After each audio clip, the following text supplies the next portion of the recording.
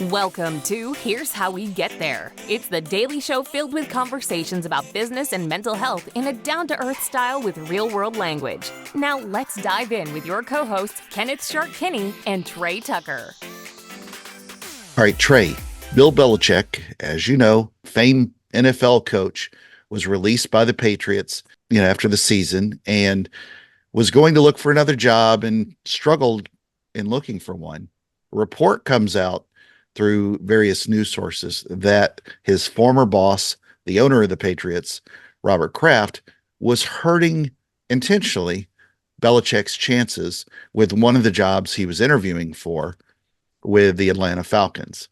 I believe that the story written was that Bill Belichick, in Robert Kraft's eyes, he told the owner of the Falcons did not trust Bill Belichick. I think that was the reason for his bad sayings. But would you bad talk someone who used to work for you in a role like that?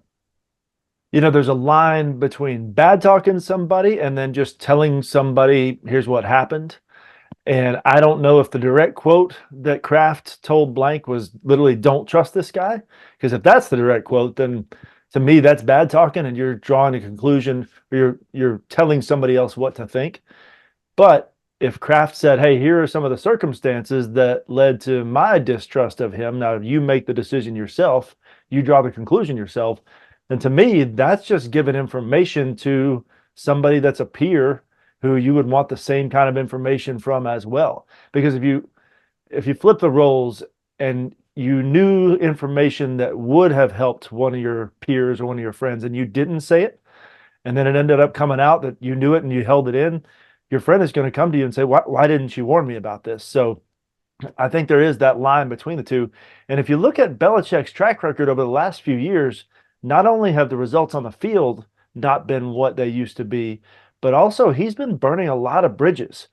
Whatever it was that happened between he and Brady, we never really fully got the information on that, but there was something that obviously put a rift between them. And then also just numerous other little examples where people kept distancing themselves from Belichick. And I kept looking at his body language, Belichick's body language, and there was a smugness to him and also a level of, disingenuousness that could clearly come across in the body language. So I could see, I don't know what exactly went down between him and Kraft, but I could see something about Belichick that is a little bit untrustworthy. You're better at reading that language than I am, because Bill Belichick hasn't smiled in 20 years. So I don't know that I would have been able to discern that or paid that close enough attention. I agree. I think it's weird, though, that, two billionaires are that close of friends because they own companies and now are inside baseball trading knowledge with people. To me, it's an ego issue for both Belichick and Kraft. Yeah. What does Kraft care? I mean, this is not Belichick's. If you fault him for his, personality or what he did to burn bridges, he still was a big part, whether it was all Tom Brady or partial Tom Brady. Belichick was still a big part to the success of the Patriots.